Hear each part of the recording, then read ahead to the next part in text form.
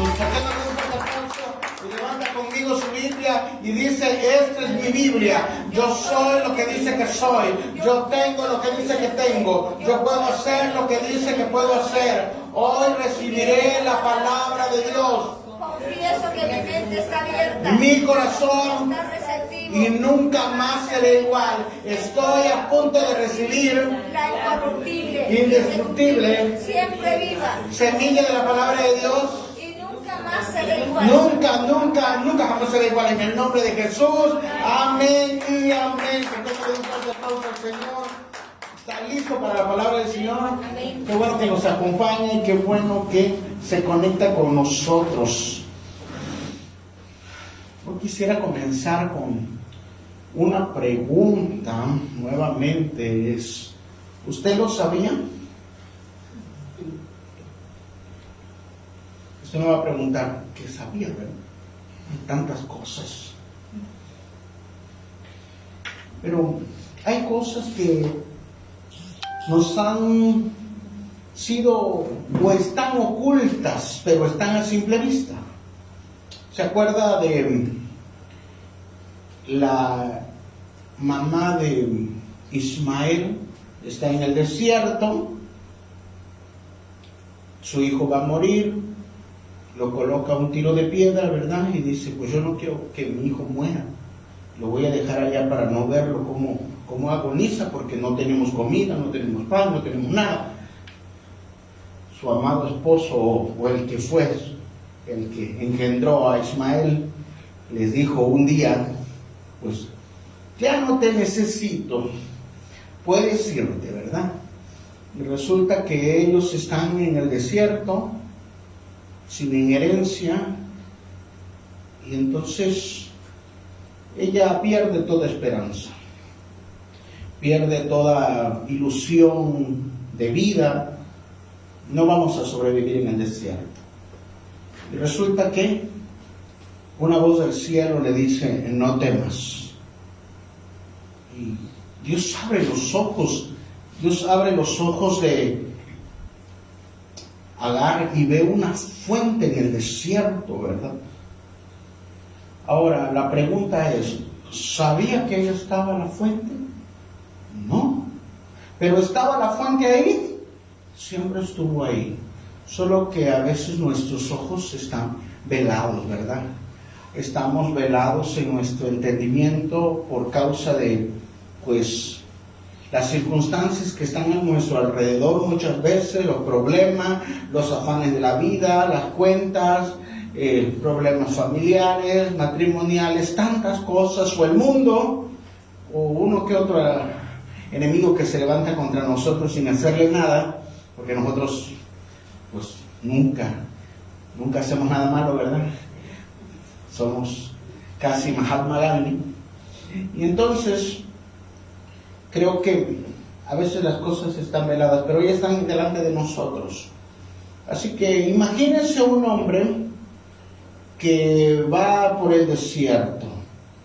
Este hombre se hunde en medio de la arena ya. Usted a lo mejor ha visto un documental o ha estado en un lugar desértico donde el viento sopla, ¿verdad?, en el desierto y golpea la arena, o cuando se levanta aquí en la costa, ¿verdad?, un norte, y la arena golpea en el rostro, se tapa uno los ojos y uno termina más empanizado que una mortadela. Se mete por todos lados, calor, un golpe de calor, este hombre cae muchas veces en el desierto. ¿Quién lo auxilia? Nadie. Él se tira en la arena en las noches pensando que alguna víbora lo va a picar, algún alacrán, algún escorpión, van a aparecer los chacales por ahí, alguna mala bestia va a venir y lo va a matar. Él ya no tiene ni siquiera fuerzas. Alguna vez fue un hombre muy rico, alguna vez tuvo mucho poder y mucha autoridad, pero ahora anda buscando aunque sea algo que moje sus labios, su lengua, porque no hay agua en el desierto. Ya la que llevaba, ya tenía muchos días caminando en el desierto y Él solo espera una cosa ya, morirse. Pero en las noches recuerda algo de donde alguna vez estuvo, de los privilegios que alguna vez tuvo, las personas que conoció, pero no están ahí. En el desierto no están las personas que te dijeron qué bueno eras o que ayudaste muchas veces. Y esto pareciera una historia antigua, pero estas historias se repiten, simplemente cambian de personaje. Hay una persona que hace la limpieza, está en un edificio muy alto y le toca hacer la de intendencia. Se recuesta un poco, ya es una persona grande, ya se cansa mucho. Aún así sus trabajos tienen que ser de noche. Alguna vez también fue una persona muy influyente, tenía empresas, tenía mucha gente a cargo, pero tomó algunas malas decisiones, no se dio cuenta en quién tenía que confiar su dinero. Él no se dio cuenta cuando tenía que firmar algo y resulta que fue un fraude y lo perdió todo. La justicia lo busca, claro, pero pues solo de noche puede encontrar un trabajo eventual, porque no tarda mucho, pero ahora esta noche está cansado. Ve un escritorio donde alguna vez él también se sentó y se tira y sus lágrimas se escurren, ¿no? Y ve un balde de agua donde él mismo está haciendo la limpieza y dice, ¿dónde he terminado? ¿Cuál es la semejanza entre un hombre en el desierto hace muchos años, cientos de años, y una persona actual que se encuentra en esa situación? Digo, no solamente ser una persona de limpieza, muchas personas están pasando un desierto. Y esa es la similitud entre los dos, porque los desiertos muchas veces los tenemos que pasar solos. No están las personas que nos ayudaron. Ahí no hay gloria, y no hay aplauso, no hay decir yo te voy a ayudar, yo te voy a rescatar. Y muchas veces pensamos que no vamos a salir de esto.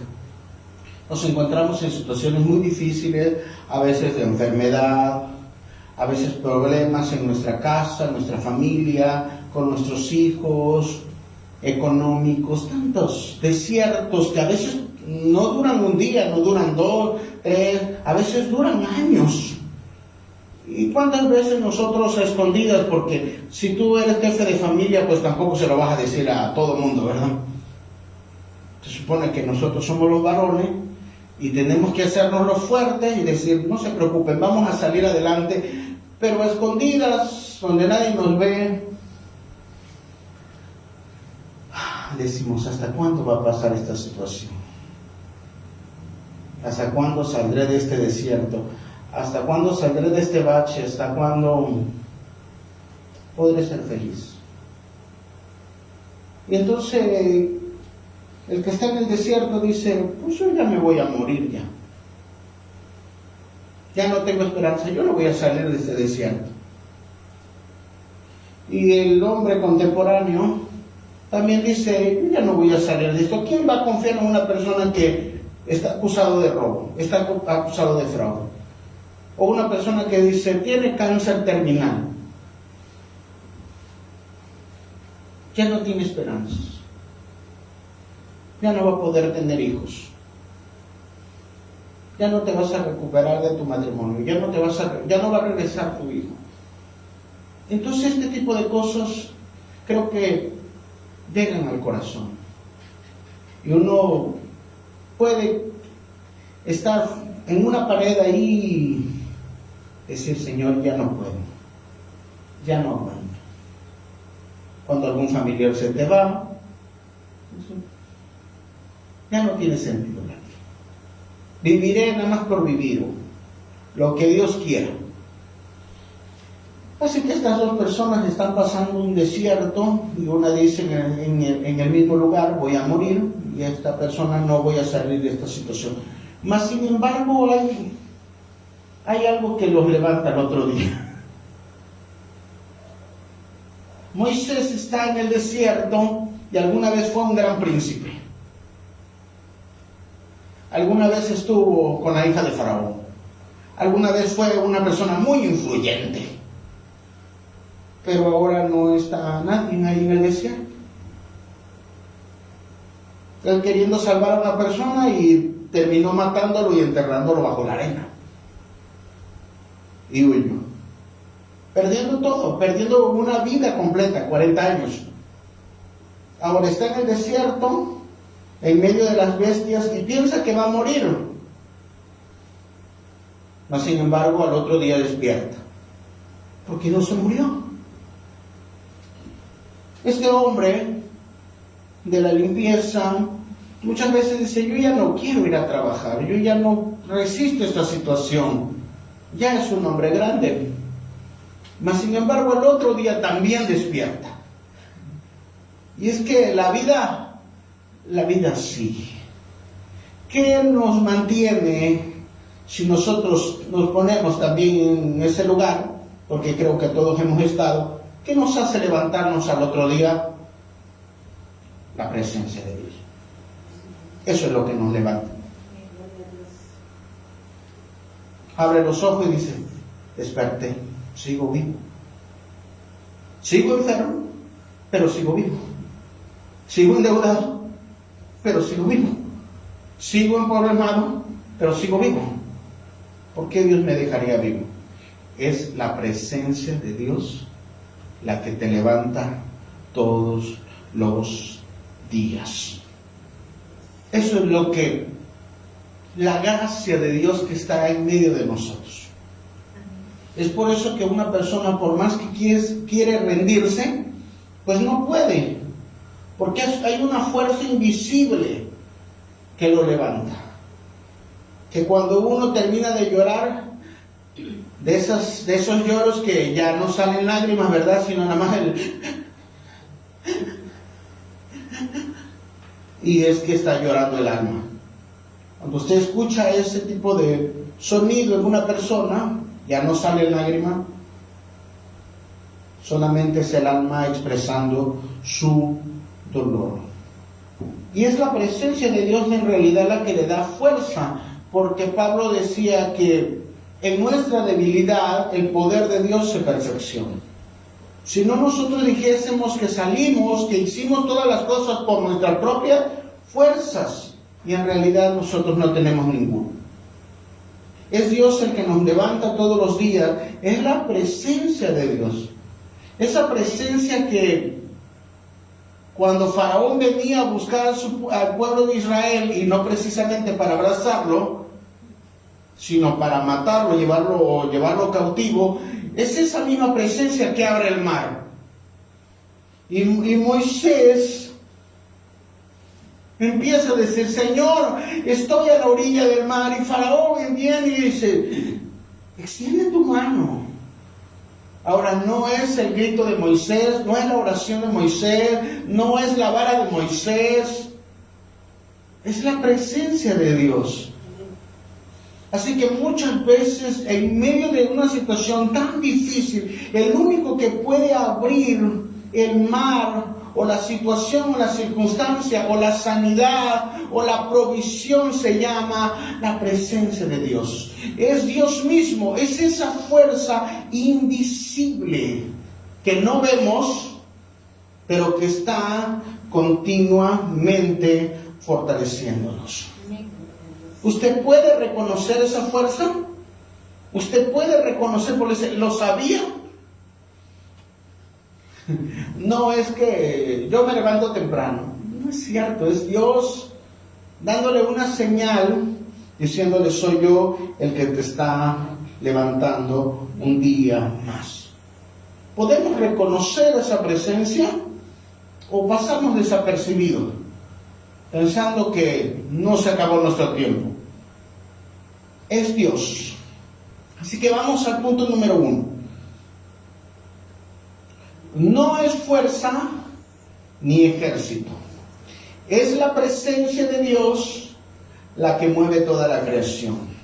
Diga: es la presencia. La presencia de Dios mueve todo. No hay nada en este universo y en todo lo visto o no visto, visible o invisible, que Dios no esté en control. Nosotros entramos en pánico todo el tiempo, ¿verdad? Pero Dios no está en pánico, Dios sigue estando en su trono y Él no sufre de nervios. Y Él quiere comunicarnos que tiene planes para nosotros. No de ahorita, sino antes de la fundación del mundo.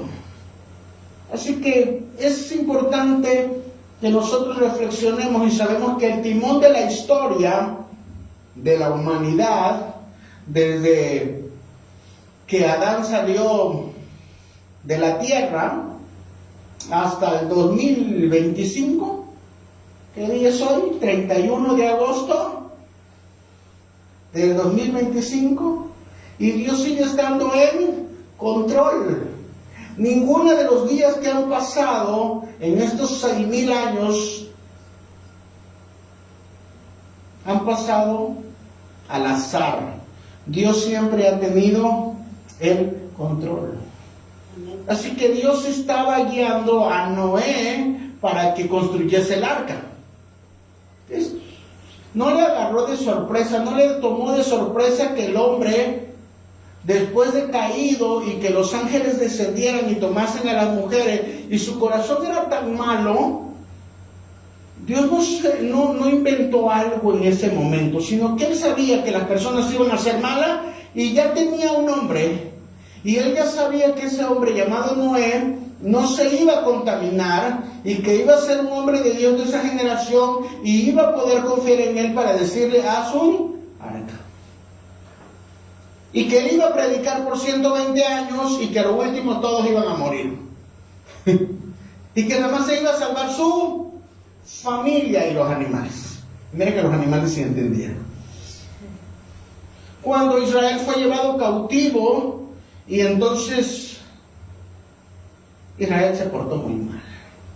Dejaron a Dios, y Dios les había entregado la tierra prometida. Y resulta que Dios levanta a un hombre llamado Nabucodonosor. Pero él no es judío. Tampoco tiene nada que ver con el pacto de Dios con los judíos. Mas sin embargo Dios lo levanta para ser la vara castigadora de las naciones. Y Dios dice: mi siervo Nabucodonosor. La historia, no solo de Israel, sino de la humanidad, está marcada porque Dios lleva el ritmo y el timón de la historia. No hay nada que suceda en nuestra vida en la cual Dios no esté en control. Aún sabe cuántas veces nos equivocamos y nos caímos. Nos caeremos y nos levantaremos. Y si somos salvos o no somos salvos, Él lo sabe desde la fundación del mundo.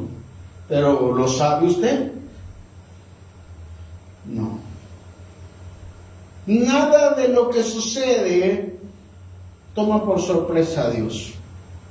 Así que Jerusalén está totalmente destruida y llegan unas personas con Nehemías y le dicen: Nehemías, fíjate que, ¿te acuerdas que nos trajeron cautivos por acá? Sí. Nos portamos muy mal, pero la nación se encuentra totalmente destruida, el templo está destruido, las murallas están destruidas, y él se pone a llorar, y él dice: Dios, nos vas a abandonar aquí. Así que Dios mueve el corazón de un hombre llamado Ciro, y le dice: ¿qué tienes? ¿Por qué estás triste? Tú que siempre estás contento, y como la persona que siempre anda brincando, ¿verdad? Pero de repente la ves triste y te extraña. Algo tienes. Y Ciro le dice: ¿qué es lo que tú tienes? Es que mi pueblo está pasando una situación muy difícil, las murallas están caídas. Y le dice: no te preocupes, yo soy el rey. ¿Qué es lo que necesitas? Y Dios usa a Nehemías para que vaya y reconstruya las murallas. Resulta que Ciro, si hablamos de los judíos, serían sus enemigos. Y resulta que Dios usa al enemigo de los judíos para darle favor y reconstruir la muralla en 52 días. ese es el favor de Dios. Pero no toma por sorpresa a Dios, sino que Dios sigue llevando a cada minuto, a cada hora, a cada semana, a cada mes, a cada año, la historia de la humanidad, tu historia, tu casa, tu familia, porque la presencia de Dios es la que nos está guiando. Y existe un historiador llamado Flavio Josefo, el cual registra en sus libros que se llaman Antigüedades de los Judíos, y dentro de esos libros narra cómo Israel, en toda su historia, sus enemigos prácticamente lo han hecho guerra. Estuvieron cautivos en Egipto. Se enfrentaron a los de Canaán, Jericó, los cananeos, los fereceos, los jebuseos. Luego se los llevaron cautivos los babilónicos. También vinieron los sirios. Y vinieron otras naciones a querer destruirlo. Y la pregunta es, si son un pueblo tan pequeño, ¿por qué no han desaparecido? Y esa es la reflexión de Flavio Josefo. ¿Por qué no ha desaparecido un pueblo pequeño? Porque la presencia de Dios los cuida y los guarda y los protege. Así que si usted me pregunta, pastor, ¿por qué aunque he pasado pruebas muy difíciles, procesos y sacudidas muy difíciles, por qué sigue vivo? Y sé que algunos han pasado dificultades y otros más o menos, ¿verdad? Yo me puedo quejar, ay Dios mío, es que este uñero que me salió para mí es la muerte, ¿verdad? Pero otras personas han pasado situaciones muy difíciles, sus trabajos fueron muy difíciles, procesos de cáncer, procesos de enfermedades terminales, ¿verdad? Y entonces la pregunta es, ¿por qué seguimos vivos? Es la presencia de Dios la cual tiene en control tu historia, tiene en control tu casa, tiene en control tu familia. Dios te está guiando hacia Él.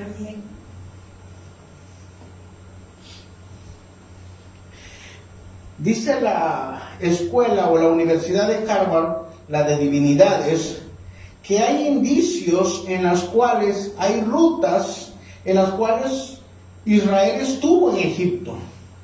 O sea que la arqueología demuestra que la Biblia es veraz, que no es un invento como muchos quieren desprestigiarla. Y luego en la edad contemporánea vemos que un hombre dice, vamos a limpiar Europa. Necesitamos limpiar la raza, porque él dice que teníamos una idea media raras, en la cual que vivan todos los blanquitos. O sea que aquí todos nos vamos. Para Adolfo Hitler, que la raza aria sea la que predomine.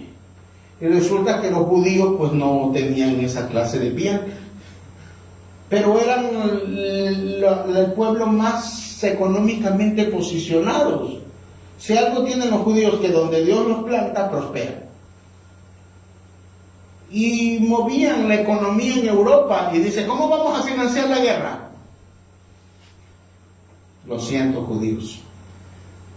Y él empieza a hacer una campaña en contra de los judíos y sus opositores y les roba todas sus riquezas. Y entonces estamos viendo el holocausto nazi, donde 6 millones de judíos son exterminados en los centros de concentración de Auschwitz. Y él tenía una idea diabólica. ¿Cuál es la idea diabólica? Desaparecer a los judíos. ¿Por qué no desaparecieron?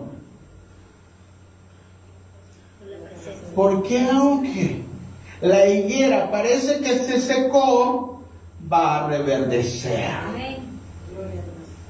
Así que cuando más pensaste que tú te habías secado y dices, yo ya no puedo, yo ya no sirvo, yo ya no voy a salir de esto, Dios te hace reverdecer. Pero no es tu fuerza, es la presencia de Dios, la esencia de Dios que está en ti, que te hace otra vez decir, lo voy a intentar de nuevo. Y los judíos, en 1948, las Naciones Unidas le dicen, han pasado una situación difícil y le regresan el Estado de Israel.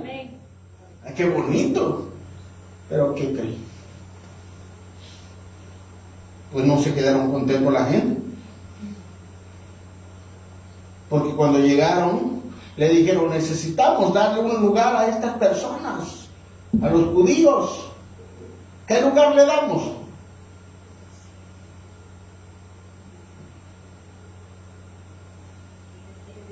El desierto, si quieren, y había víboras, y había todo tipo de alimaña. ¿Los quieren? Pues sí, sí lo queremos. Y resulta que Israel a partir de 1948 cumplen esta profecía, Dios cumple esa profecía donde hace reverdecer el desierto. Isaías 40. Haré reverdecer el desierto. Volveré a reverdecer la tierra árida y haré ríos. ¿Por qué? Porque es la presencia de Dios la que guía al pueblo de Israel. En las peores situaciones va a reverdecer. Aun cuando nuestros enemigos nos quieran mandar a la muerte. Y Israel empieza a prosperar. Todos sabemos que Israel el Estado de Israel es una potencia mundial actualmente. Y desde 1948 ya empieza a despuntar como una nación ya, con armamento y todo esto. Oh, pero resulta que en 1967, cuando vieron que Israel empezó a prosperar tan grande, dijeron, pero si no eran nadie. Lo que pasa es que tan pronto ellos se empezaron a sentar de las naciones donde estaban esparcidos todos los judíos desde el año 70 que destruyeron el templo, a lo que le llaman la diáspora judía, empezaron a regresar a Jerusalén. Y se empezaron a hacer una nación tan poderosa y dijeron los árabes, matémoslos. Y se juntaron todas las naciones. Hermano, esto está registrado en libros, en historiadores. Se le llamó la guerra de los 6 días. E intentaron rodearlos todas las naciones. Los quisieron emboscar. Pero los mismos soldados decían que fuerzas invisibles les decían dónde iba a atacar el enemigo. Y ellos veían personas de blanco en los cuales estos enemigos tiraban bombas y no los dañaban, no dañaban al ejército. Y así en 6 días los derrotaron a todos.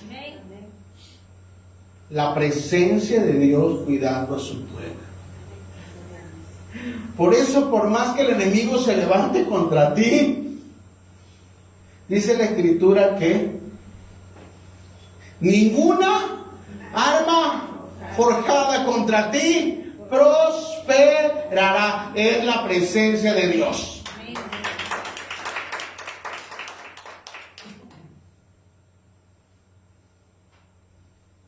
Así que la historia es guiada por la presencia de Dios. Y aquí vemos algunas imágenes, ¿verdad?, de los enemigos de Israel en la guerra de los 6 días y cómo, aunque Israel está rodeado, vence. Pero ellos se lo atribuyen ¿a quién? A Dios. Porque ellos saben que Dios los ha escogido. Y ellos saben que son su pueblo. Y ellos claman con todo su corazón. Por eso cuando nos encontramos en las situaciones más difíciles, ¿verdad?, no movemos nuestras manos, no empezamos a cantar medio, ¿verdad? Empezamos y nos tiramos al suelo y clamamos con todo nuestro corazón. Y Dios nos escucha y nos rescata y nos ayuda y nos provee. Y es Dios mostrando los milagros más asombrosos. que sigue. Entonces, vamos a ver una parte de la Escritura, la cual se encuentra en 1 Samuel capítulo 4, verso 5, y dice la Escritura que los filisteos vinieron a atacar a Israel. Pero en ese tiempo, el juez que estaba a cargo se llamaba Elí, diga Elí, y era malo. Lo que pasa es que Dios encarga la tarea a ciertos hombres y se corrompen. Nos corrompemos, es nuestra naturaleza. Y tenía a su cargo sus 2 hijos como ministros y los dejó hacer lo que querían. Los filisteos vinieron a atacar a Israel. Y ellos sabían que cuando el arca aparecía en un lado, era Dios mismo en medio de su pueblo. Así que los hijos de Elí dijeron: Ofni y Fines, llevemos el arca. Tan pronto el arca está en medio del campamento, primero les va a subir la fe y Dios los va a derrotar. Así que estos 2 sacerdotes corruptos llevaron el arca, y tan pronto el arca llegó al campamento, comenzó una fiesta. ¡Ah, Dios ha venido a nuestro campamento! Y los filisteos habían escuchado que habían destruido a Egipto, a las naciones que pasaron por el desierto, que cuando el arca rodeó las murallas de Jericó, ellas cayeron sin hacer ningún tipo de armamento.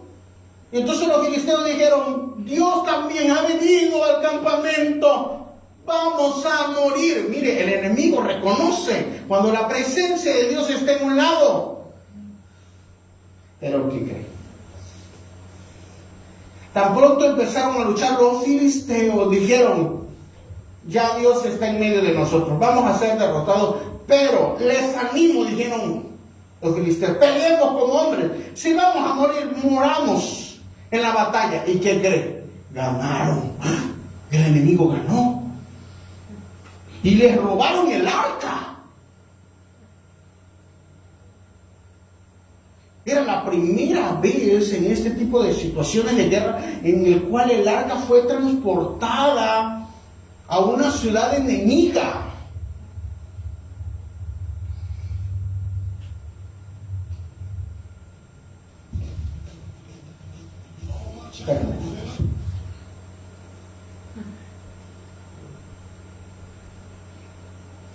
Entonces llevaron el arca ya capturada. Los otros estaban bien derrotados, ¿verdad? Ofni y Fines, que habían sido los sacerdotes, los mataron. Y Elí, que había sido corrupto, era un hombre así grande, gordo, ¿verdad? Así. Es el saco.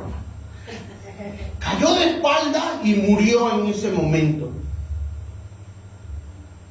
Y en ese momento, una de las esposas de estos sacerdotes corruptos dio a luz. Y el nombre que le puso a su hijo sería Icabod. ¿Qué significa?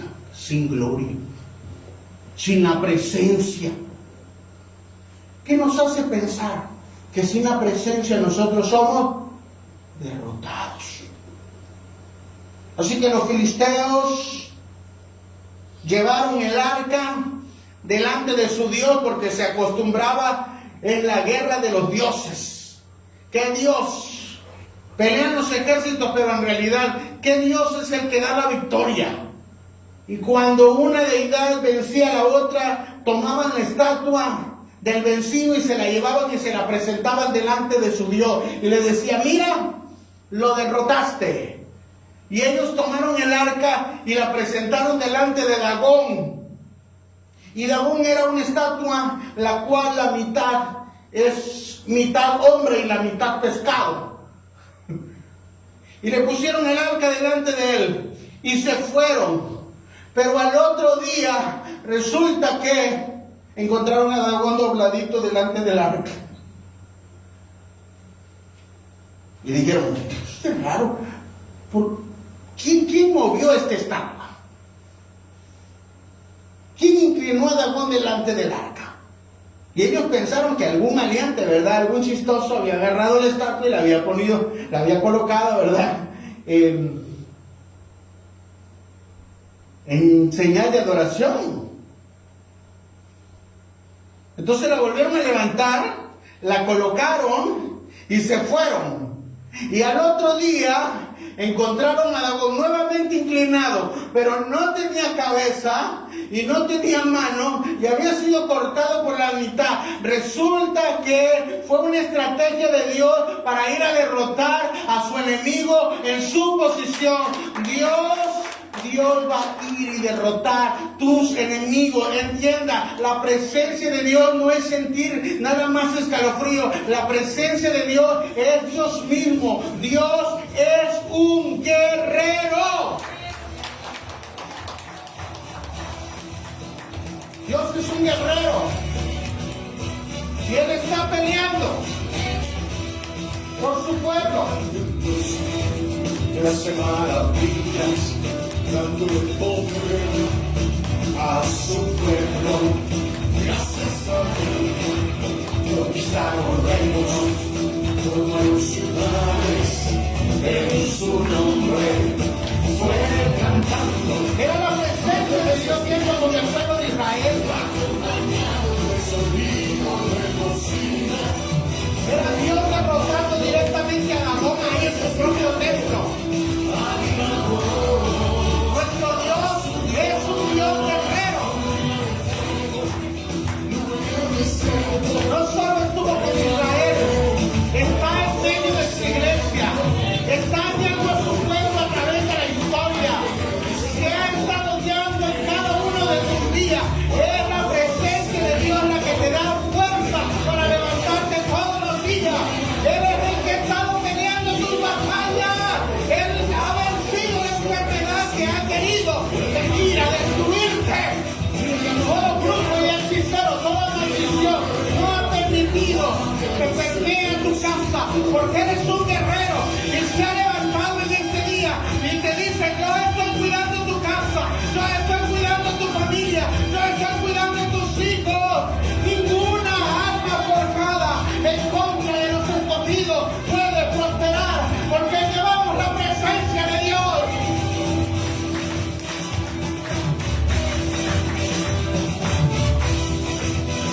¡Aleluya!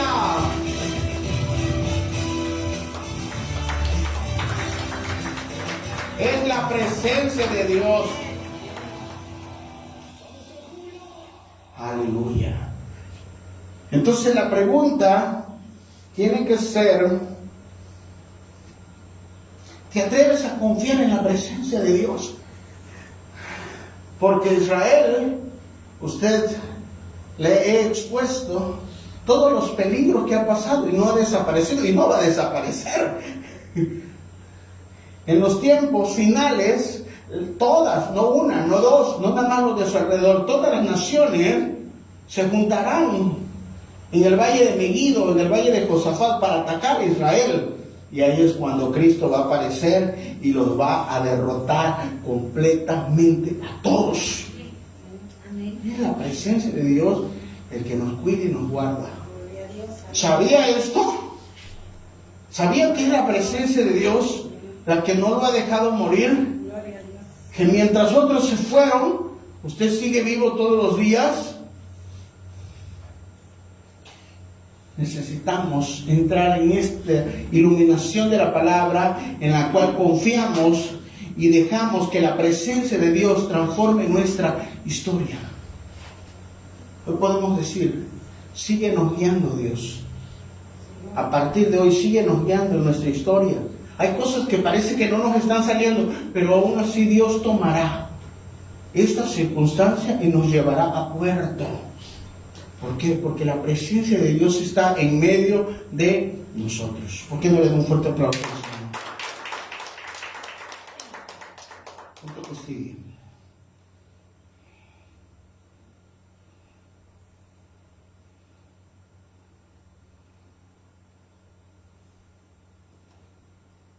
Así que esta fuerza es la esencia de la presencia de Dios que nos dirige y nos lleva. Y la Escritura nos dice en Isaías 61 y Lucas 4, el Espíritu de Dios está sobre mí. Y sabemos que Jesús sale del desierto y lo primero que va a hacer es, se va a su sinagoga, donde él se congregaba. ¿Lo sabía? ¿Sabía que Jesús se congregaba? Sí, Jesús tenía su propia sinagoga en Nazaret. Y entonces él sale de bautizarse, el Espíritu Santo desciende, la voz del Padre le dice, este es mi Hijo amado en quien tengo complacencia, y el Espíritu Santo lo lleva al desierto. Mire que nosotros le huimos al desierto y el Espíritu Santo nos lleva allá, para ser tentado y ser probado, ¿verdad? Tentado por el enemigo, probado por Dios. Y sale de los 40 días del desierto y le dan los rollos del profeta Isaías. Y dice, el Espíritu de Dios está sobre mí. Esta profecía se ha cumplido, les dice, delante de ustedes. Pues la presencia de Dios ha llegado aquí. Y lo primero que quiero que se enteren que la presencia de Dios vino en mi casa, en mi familia. Así que muchas personas andan queriendo hacer ministerios allá afuera, quieren evangelizar a todo el mundo, pero Jesús nos da un principio. Primero fue evangelizar y a darle las buenas nuevas y que la luz brillara sobre su sinagoga que está en Nazaret. Así que Dios no se va a limitar en mostrarle su gracia y su favor a aquellas personas que son guiados por Él. Y obviamente ahí en Nazaret no lo quisieron, ¿verdad? Lo quisieron despeñar, pero se fue a Capernaum. Y ahí había una persona que rápidamente percibió, discernió quién era Cristo, quién era Jesús. Y entonces se encontró un pescador. ¿Y qué creen? Se lo llevó a su casa. Porque cuando uno entiende, como dice la parábola, que encuentra la perla de gran precio, vende todo lo que tiene por esta perla. Y Pedro dijo, yo veo en este hombre algo diferente. Y como no estaba en Nazaret, estaba ahora en Capernaum, dijo, quédate en mi casa. Y ahí empezó el ministerio de Jesucristo, en la casa de un pescador. No de un erudito, no de una persona principal, no porque Dios haga o Cristo haga distinción de personas, sino porque debemos entender algo. La presencia de Dios reside sobre aquellas personas que le abren la puerta, sobre aquellas personas que le permiten en humildad rendirse a Él. Y Pedro tomó esa actitud, decir, ¿sabes qué? Te doy lo que tengo. ¿Qué tengo? Mi barca. ¿Qué es lo que tengo? Mi casa. Y por eso muchas personas que podrían ser eruditas o más capaces que nosotros, resulta que no son salvas, porque no es para el que quiere y no es para el que corre, sino del que Dios tiene misericordia. San Agustín nos dice, vamos, que el Espíritu infunde en el alma la gracia. Hermanos, no podemos hacer nada si la presencia de Dios no nos mueve. Él pone en nosotros el querer como el hacer. Pone ese sentir, pone ese impulso. Y cuando usted dice, voy a hacer algo bueno, ¿porque nosotros somos buenos? No, porque el Espíritu Santo le mueve a hacer algo bueno. Ay, hoy tengo ganas de orar. ¿Cuántos te les gusta orar? Siempre nuestra carne dice, que oren otros, yo ya oré mucho, ¿verdad? Pero resulta que dice, no te puedes quedar aquí, no, tienes que orar. Y dice, bueno, lo voy a hacer, pero es el que pone el impulso. Cuando usted va a ayudar a alguien, resulta que Dios pone el recurso, pero también pone la actitud de decir, te lo voy a dar. Y es la excusa que Dios usa para bendecirnos más, pero es el Espíritu Santo el que activa nuestra obediencia. Eso es la presencia de Dios.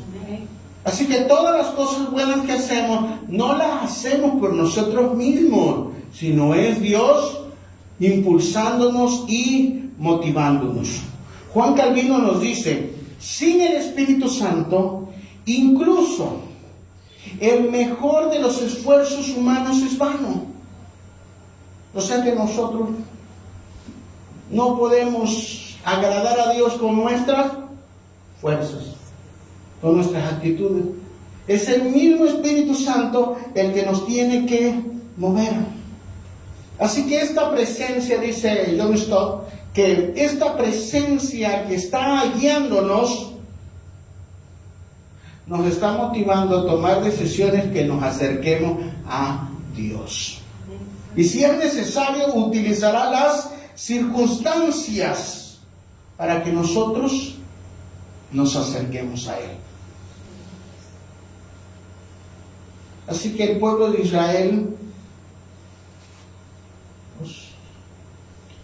en Levítico capítulo 16, está en el desierto y ellos arman el tabernáculo. Hemos hablado mucho del tabernáculo, tenía 3 partes: atrios, lugar santo y lugar santísimo. Y cada año era el día de la expiación, el Yom Kippur. ¿En qué consistía el día de la expiación? En la cual iban a presentar un sacrificio para que toda la nación, diga toda la nación, toda la nación fuese perdonada. Así que lugar atrio, lugar santo, lugar santísimo, y el sumo sacerdote, solo podía entrar el sumo sacerdote una vez al año a presentar esa ofrenda. Si le hacía mal,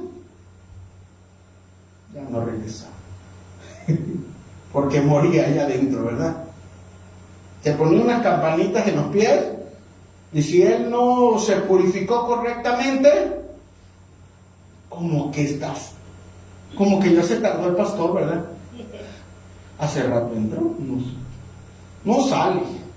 Y movían la cuerda, y resulta que el sumo sacerdote había muerto. Entonces lo tenían que jalar, obviamente, no podían entrar, también morían.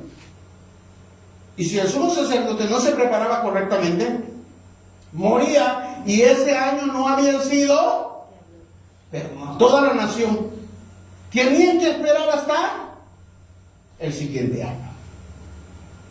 La importancia de acercarnos a Dios en el orden y en la obediencia correcta. Por eso tenemos la Escritura, ¿verdad? ¿Cómo tenemos que acercarnos a Dios? Y entonces vamos a ver que fue un día bueno, fue un año bueno. Y el sumo sacerdote recibió los 2 machos cabríos, que ya he hablado de ellos, le puso la mano a uno y lo dejó ir, ¿verdad? Y al otro le puso la mano, confesó todos los pecados del pueblo y cortó el cuello. Y rápidamente hicieron lo debido a los sacerdotes y pusieron las carnes en el altar de bronce. Subió rápidamente el humo y entonces hicieron el sacrificio, el holocausto. Y entonces tomaron un tazón, el sumo sacerdote le preparan el tazón y él va a entrar al lugar santo. En el lugar santo, antes de la entrada, existe un lavacro, una fuente, que es como un espejo, y ahí se ve. No soy manchado,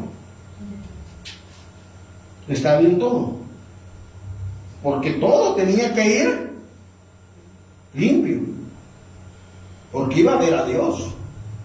No estoy bien, ok, lo arreglaban bien y entraba al lugar santo.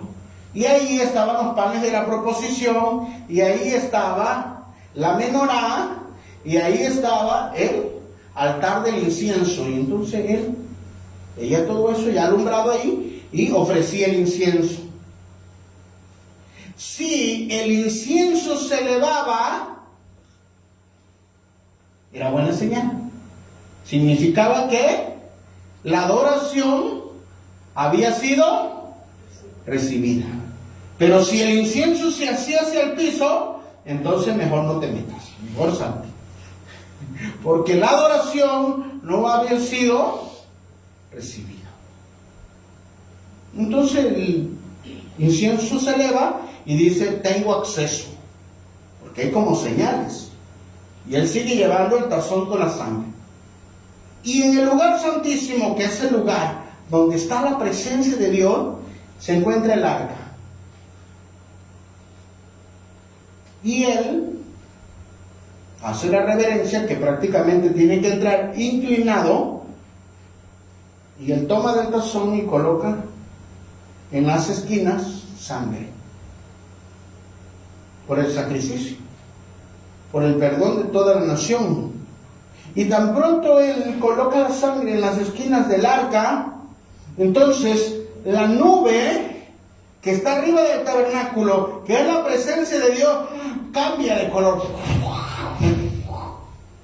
y desciende sobre el tabernáculo, y desciende sobre, están los querubines, y se llena de la presencia de Dios todo el tabernáculo, y él sale corriendo. ¿Por qué? Porque la presencia de Dios aceptó el sacrificio. Y entonces sale el sumo sacerdote, levanta sus manos y dice, nación, han sido perdonados. Es en la presencia de Dios. Es en la presencia de Dios donde recibimos el perdón, pero no por nuestras fuerzas, sino por el sacrificio de Cristo. Es ahí donde le decimos, Dios, no vengo con mis fuerzas.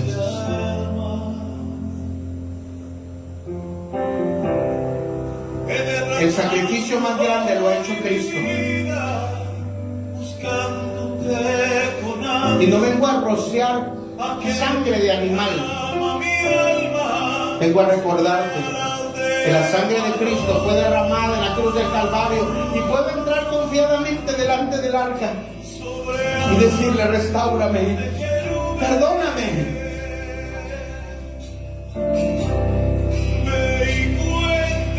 Es ahí donde Dios y el hombre se encuentran,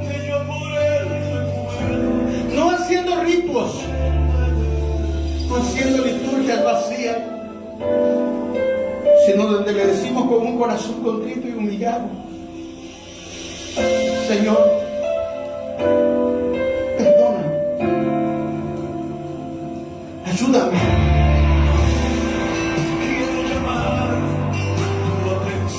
A lo mejor como el pueblo de Israel también te encuentras en el desierto, pero Israel no iba solo, llevaba el arca, llevaba el tabernáculo.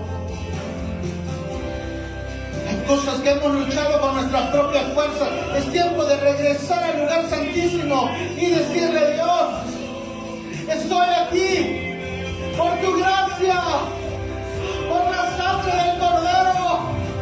Recuerda la sangre, no de animales, no de machos cabríos, sino la sangre de aquel que vivió, fue golpeado, fue transgredido, pero nos perdonó. La presencia de Dios desciende y dice, te he perdonado, te he perdonado. Entra confiadamente a mi presencia. Sobre alas de querubines. Ahí en medio de los querubines la presencia de Dios se manifestaba. Allí la presencia de Dios.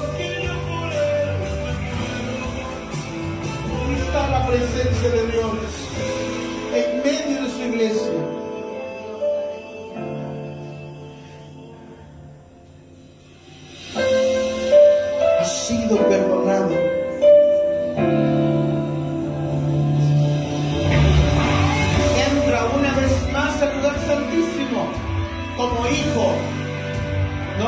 fuerzas, no por tus obras.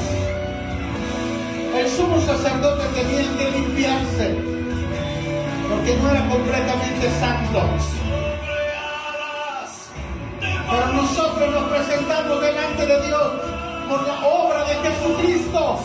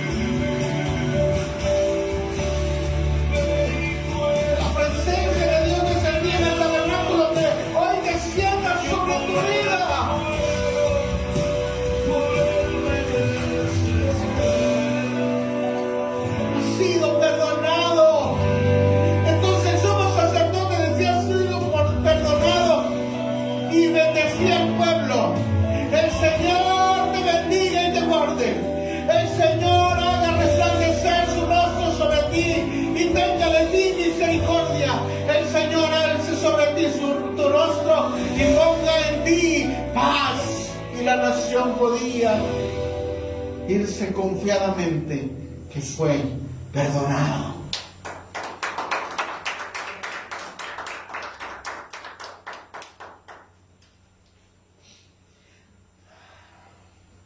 Aleluya. Hoy la verdadera presencia de Dios no está en un tabernáculo, no está en un templo, no está en un edificio. Tome su mano derecha, hácelo, y póngale en su corazón y dile: está aquí. Aquí está la presencia de Dios, aquí, y ya no se va a ir. Una vez que aceptamos a Jesús como Señor y Salvador, Él ya no nos va a dejar, ya no nos va a abandonar, y seguirá caminando con nosotros a través de toda nuestra historia, porque Él es fiel. Aleluya. Vamos. Y luego en Éxodo 33, 14, 19, vemos un texto en el cual Moisés sube a la montaña a encontrarse con Dios. Y Dios ya hizo 10 maravillas tan grandes en Egipto, y ahora llevan 3 meses en el desierto y les va a entregar las tablas de la ley. Y Moisés sube al monte. Y Dios le dice: mira, Moisés, yo te prometí que te iba a dar la tierra prometida. ¡Wow! ¿Cuántos quieren la tierra prometida? Las cosas, ¿verdad? Las bendiciones. Esa ya la tienes asegurada, ¿verdad? Ok. Eso suena bonito. Y mira, la nube de fuego y la nube que nos protegía del frío en la noche, porque era fuego, y en el día era una nube que los cubría de sombra. Así que ellos en el desierto se la pasaron bien, ¿verdad? Su vestido no envejeció y sus zapatos nunca se acabaron, y caía el maná todos los días por 40 años. O sea, la provisión nunca se acabó. Y dice: mira, ya tienes la guía, ya tienes la promesa, que son las bendiciones, y va a ir mi ángel ahí delante. Él va a vencer a tus enemigos. ¿Qué más quieres, Moisés? Ya lo tienes asegurado todo. Ya tienes el dinero, la bendición, la tierra prometida, la guía y quien te proteja. Y Moisés le dice: falta algo. ¿Qué más quieres, Moisés? Tu presencia. Pero si ya te di todo.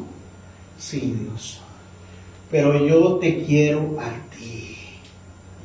Quiere ver un cristiano que realmente ha superado, ha madurado. Ya no se conforma nada más con las bendiciones. Ya no se conforma que Dios lo guíe y que Dios lo proteja. Te quiero a ti. Como cuando la persona se enamora y te dice, yo, bueno, me gusta que me cuides, me proteja, me mimes, me provea, pero yo te quiero a ti.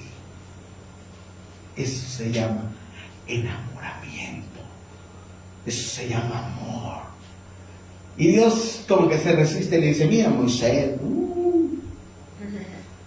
y le dice, no, yo te quiero a ti. Y eso conmueve el corazón de Dios, y entonces Dios le dice, mi presencia irá contigo. Mi presencia irá. Ah, qué bonito cuando quieren que tú estés con ellos. No nada más que le dé cosas, sino quieren estar contigo. Y Dios, si algo lo mueve, es que su pueblo quiere estar con Él. Por eso uno de los ministerios más bonitos es la intercesión, la oración, porque uno le dice a Dios, Dios, yo quiero estar contigo. Yo quiero escuchar lo que hay dentro de tu corazón. Cosas que ojo no vio ni oído escuchó. Están preparados, están esperando en el lugar de la presencia de Dios, de la oración. Y Dios le dice, mi presencia irá contigo y te daré descanso. Esta palabra presencia es la palabra panim, que es la palabra rostro. Yo quiero que tu rostro vaya con nosotros. O sea, que Dios nos esté vigilando, que Dios esté con nosotros, que Dios nos esté guiando, que sea el que no nos permita que nos desviemos. Porque a veces nosotros, Dios nos puede bendecir y nos desviamos por la bendición. Ni estamos confiados porque ya nos guía, porque ya nos protege, pero nuestro corazón se corrompe. Pero cuando el rostro de Dios, cuando la presencia de Dios va en medio de nosotros, nos dice, hey, has dejado de orar, has dejado de buscarme, has dejado de ser humilde, has dejado, y no con rayos y centellas, sino un susurro que te dice, antes orabas más, antes me buscabas más, cuando querías la bendición, ¿verdad que me buscabas más? Sí. Es la presencia de Dios, la que quiere Moisés, porque él quiere una dependencia total. ¿Usted quiere a Dios por las cosas que le da o porque quiere depender completamente de Él?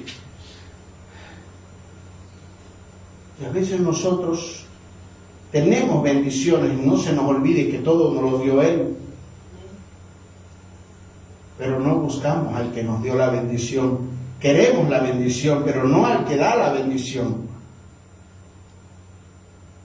Esta palabra, los judíos, para hablar de panim, tienen otra palabra en hebreo llamado la Shekinah, que es la presencia de Dios, la que los guía, la que los guarda, la que los protege.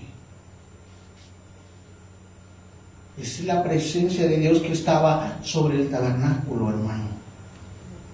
¿Usted quiere que Dios lo acompañe o solo que le dé cosas?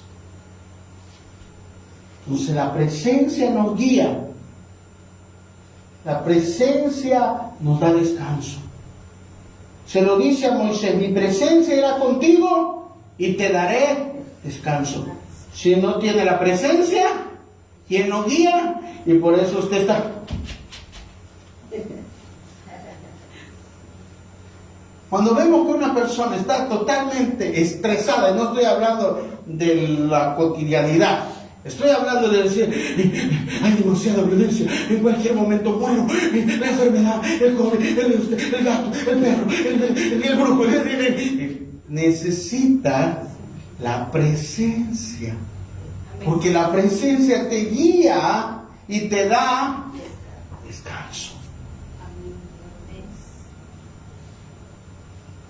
Presencia de Dios.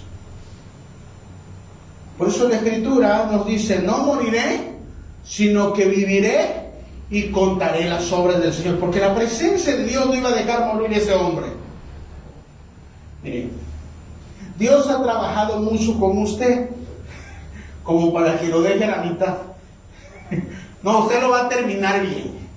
Y vamos a ver cómo Dios hace una obra extraordinaria en su vida. Amén. Denle un fuerte aplauso así. Así que dentro del lugar santísimo está el arca, que es de donde está el tema. Esta es una representación del arca. ¿Sí? Ponme la representación del arca. Ok. Que es una prefigura de Cristo. O sea, cuando ellos hicieron este mueble, en realidad el corazón de Dios es que siempre estuvo la figura de Cristo ahí, la prefigura, la sombra. Y voy a explicar ahorita por qué. Número 1. Era una caja en la cual estaba hecha de madera. Y la madera representaba la humanidad de Cristo. De madera de acacia.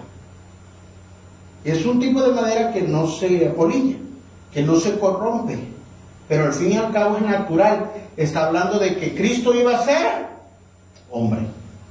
Y por eso el arca de la alianza en su interior llevaba madera.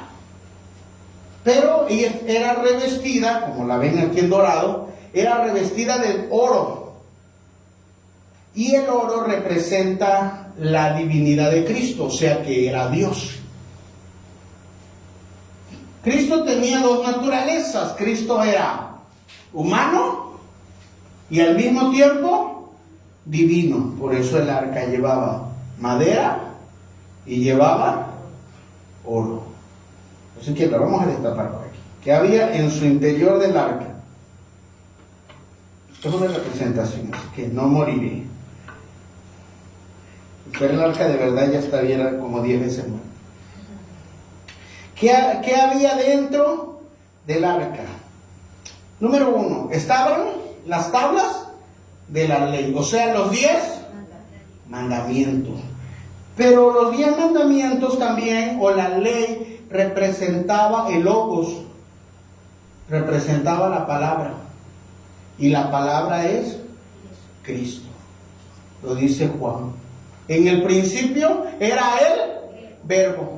Y en el principio era la palabra. Y la palabra estaba con Dios. Y la palabra era Dios. Y la palabra fue hecha hombre. Entonces la representación de los 10 mandamientos está hablando de Cristo. Y luego también dentro del arca, vamos a seguir hablando del arca, estaba el maná. Resulta que ellos fueron alimentados con un tipo de algodón, ¿verdad?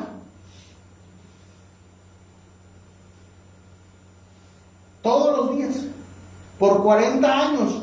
Pero cuando se iba a acabar el maná, entonces tomaron un poco y lo guardaron. Y ese maná no se descompone. Nunca se descompuso. Porque era el maná del cielo. Y ese maná no se corrompe. Y Jesús dijo, yo soy el pan de vida. El que coma de mí, nunca más va a tener más hambre. Vivirá para siempre, vivirá eternamente. Y entonces el maná representa a Jesucristo también. Y luego tenemos la vara de Aarón. La vara de Aarón era una vara normal, ¿verdad? Y resulta que reverdeció. Y también implica la eternidad de Cristo. Porque Él es eterno. Porque siempre, desde la fundación del mundo, sabemos que Él iba a resucitar. Por eso reverdeció. Así que cada elemento del arca está apuntando a Cristo. Y ahí lo tenían. Entonces cuando Cristo aparece, en realidad es el arca, pero hecha carne. Y luego el arca tenía una tapa. Es esta. A esto se le llamaba el propiciatorio. este propiciatorio estaba hecho de una sola pieza, de oro. Este no tenía madera.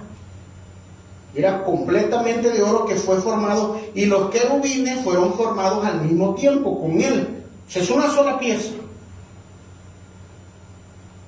Y embonaba bien en el arca. Tenía que embonar bien, ¿eh? ¿Por qué? Porque la ley emite juicio. Nadie va a ser justificado por la ley. Esta hermana y la vara de Aarón. Entonces, cuando abrían el arca, lo que iba a emitir va a ser el juicio. Pero como tenía el peso del propiciatorio, entonces el juicio no salía. Y cuando el sumo sacerdote ponía la sangre en las esquinas, la presencia de Dios descendía y se posaba en medio de los querubines. Entonces el propiciatorio es un altar.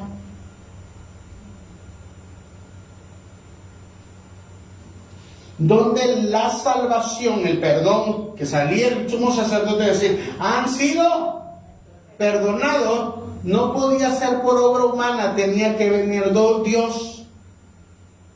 Porque no hay madera aquí, no hay nada de humanidad. La salvación solo puede venir de Dios. No puede venir de un hombre. O sea, usted y yo no fuimos salvos por nuestras fuerzas, por nuestra carita bonita, por nuestras obras. No, sino porque a Dios le plació perdonarnos. Toda la obra de salvación está en Cristo. Esa es la figura de Cristo. Cuando usted ve una representación del arca, no hay que adorar ahora a estos objetos, ¿verdad? No es que tengan poder ni nada. Lo que pasa es que cada vez que veamos una representación dice, era Cristo. Ahí lo tenían, lo llevaron cargando en todo el desierto. Pero ¿qué creen? Cuando apareció, pues no quisieron. No lo quisieron, sino que lo crucificaron. Y ellos sabían del arca. Si alguien sabe del arca eran los judíos, mas sin embargo, nunca imaginaron que el objeto de madera recubierta de oro representaba al Mesías. Entonces hay muchas cosas que nosotros hacemos y nuestros ojos están velados porque no lo sabemos. No es por nuestra fuerza, no es por cuánto oremos. La salvación vino porque Cristo tuvo la gracia de salvarnos.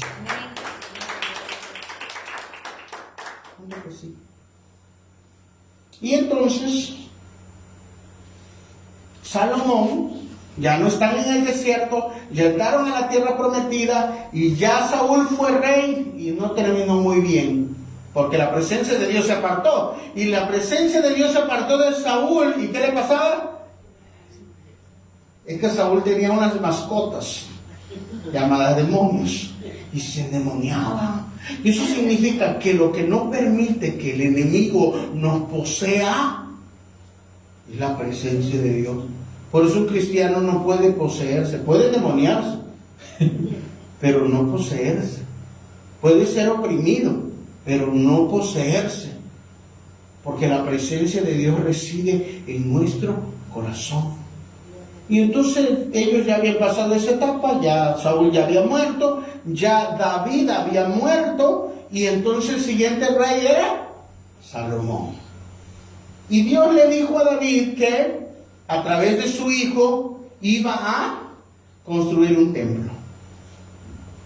Y Salomón se esmeró en hacer el templo. Una de las maravillas del mundo antiguo. Cuando armaron el templo, no hubo martillazo ahí. O sea, no hicieron nada forzado. Lo hizo todo, ensambló perfecto. Qué bonito, ¿ah? O sea, que no sucede en la iglesia. Dios no tiene que moldear martillazo. Pero en el templo de Salomón no, en el templo de Salomón todo encajó perfecto. Y entonces Salomón termina ya de hacer las cosas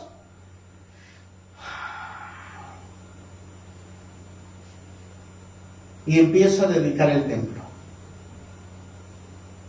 Y dice la escritura que, quiero buscar el dato,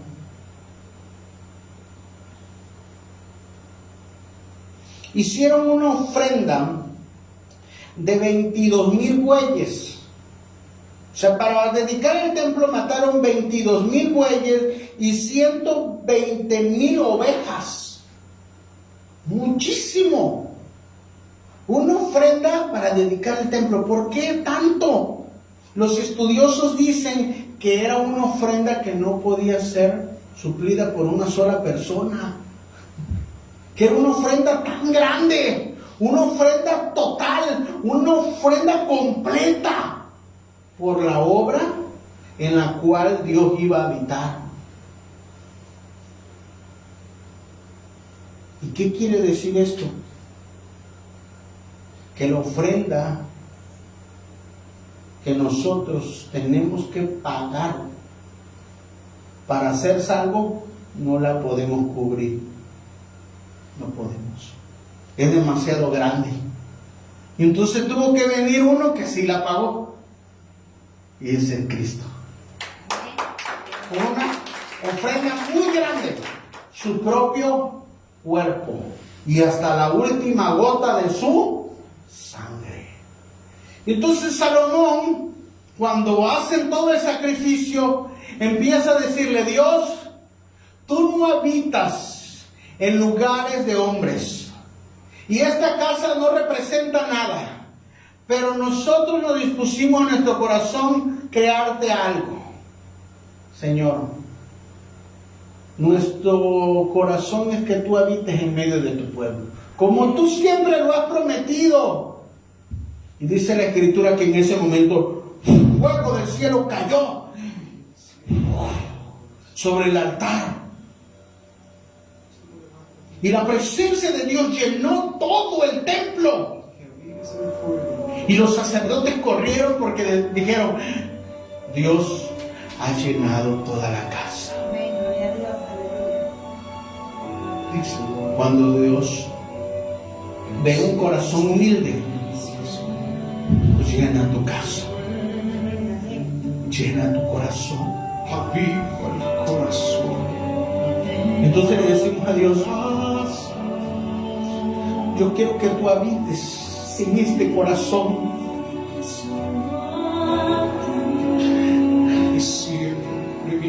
Yo quiero que tú habites en este templo. Si tu presencia no va con nosotros, no nos permitas dar un paso. Yo quiero tu presencia.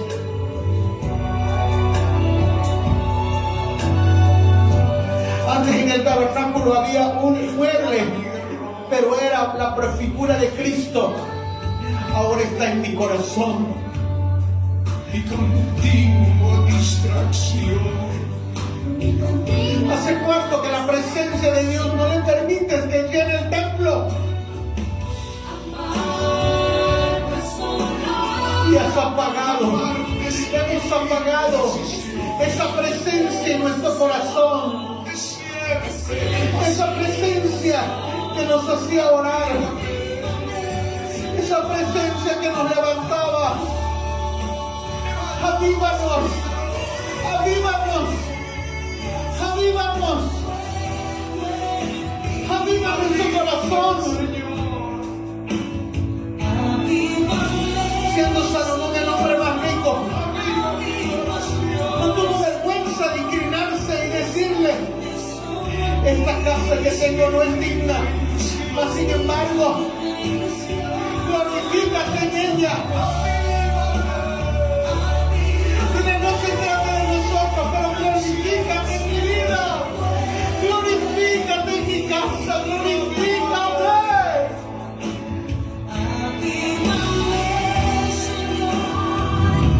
Entonces la presencia de Dios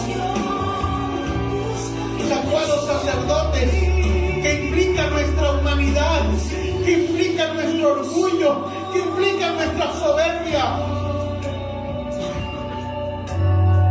que implica todo esfuerzo humano. Y le permitimos a Dios que obre desde dentro.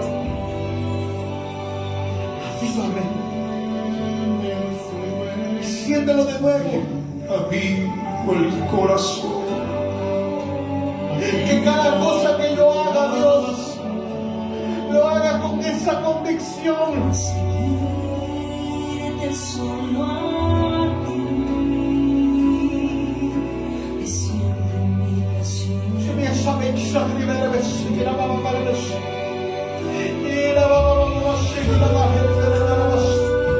Aún si sabes que erraste, que pecaste, dile a Él. es tu presencia, Perdona, es tu presencia.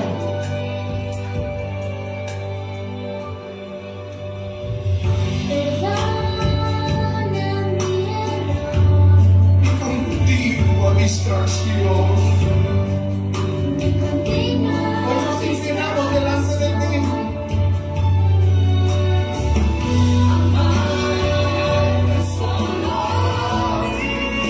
Es mi firme decisión. Que siempre vivo así. Todo despreciar un corazón contigo y humillado. Aquí estoy.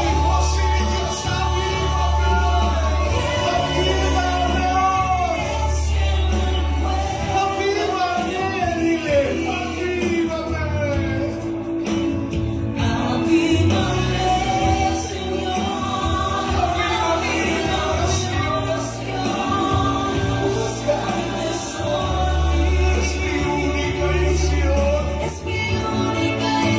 Dile, yo soy tu templo. Haz lo que quieras conmigo.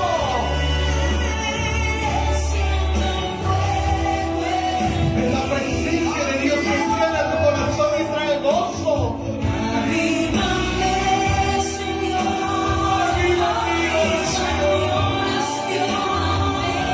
En la presencia de Dios que llena tu corazón ahí donde estás.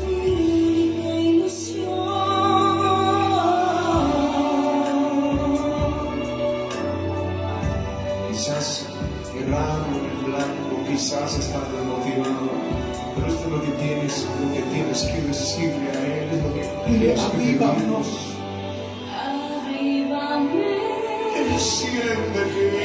Enciéndeme, aviva. Que nazca el templo de Salomón llena nuestra vida. Sean llenos del Espíritu Santo, dice. En medio de la persecución, sean llenos del Espíritu Santo. En medio del desierto, sean llenos del Espíritu Santo. En las pruebas y en las tribulaciones, sean llenos del Espíritu Santo. Es la presencia de Dios.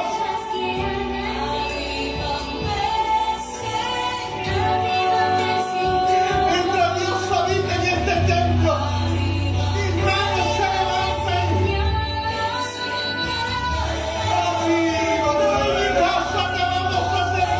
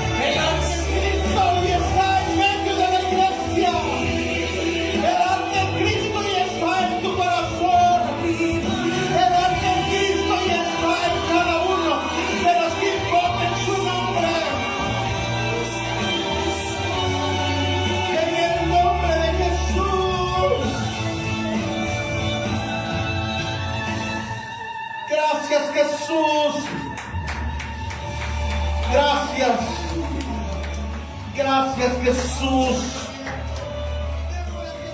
¿Por qué no le da un fuerte aplauso al Señor? Y podamos entender que el que comenzó la buena obra, la terminará. Él jamás ha sido derrotado. Y Él te dará la victoria en el nombre poderoso de Jesús. Amén y amén.